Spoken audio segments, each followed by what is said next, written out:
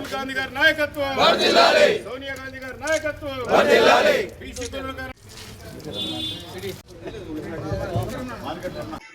కన్యాకుమారి నుంచి కాశ్మీర్ వరకు కాంగ్రెస్ నాయకులు రాహుల్ గాంధీ గారు పాదయాత్ర చేసిన సందర్భంగా తనకు ప్రజల నుంచి వచ్చినటువంటి విజ్ఞప్తులను ఆధారం చేసుకొని కాంగ్రెస్ పార్టీ యొక్క అధికారంలోకి వచ్చిన తర్వాత మేము జనగణనలో కులగణనను చేర్చి కులగణన చేస్తాం, సమాజంలో ఎవరెంతో వారికంతా అనే నినాదాన్ని మేము పాటిస్తామని చెప్పి వారు చెప్పడం జరిగింది.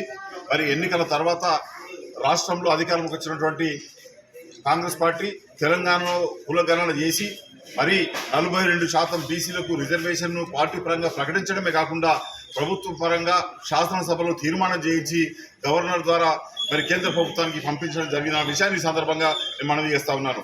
ఏదైతే దేశవ్యాప్తంగా మరి అధికారంలోకి వచ్చి ఉంటే కనుక దేశవ్యాప్తంగా జరిగి ఉండేది. మరి పరిణామాలు అందరికీ తెలుసు.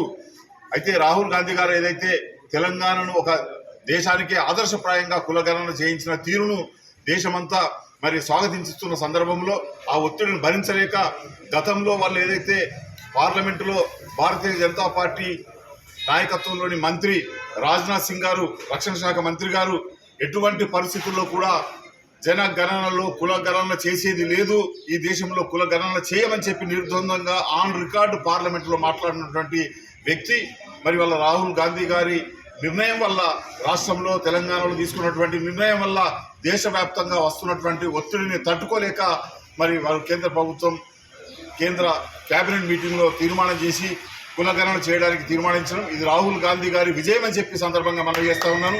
ఇది బలహీన వర్గాల ప్రజల విజయం అని చెప్పి సందర్భంగా మనవి చేస్తూ ఉన్నాను.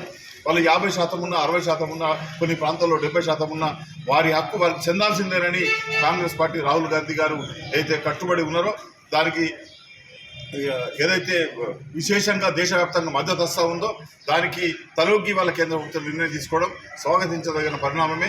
రాహుల్ గాంధీ గారికి ధన్యవాదాలు. రాహుల్ గాంధీ గారి నాయకత్వం వర్ధిల్లాలని చెప్పి ఈ సందర్భం మనం చేస్తున్నాం.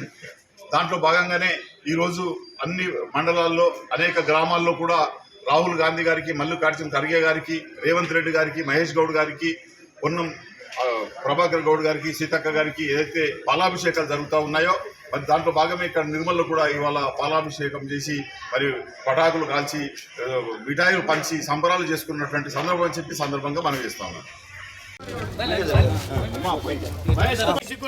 ఐక్యత రేవంత్ రెడ్డి గారి నాయకత్వం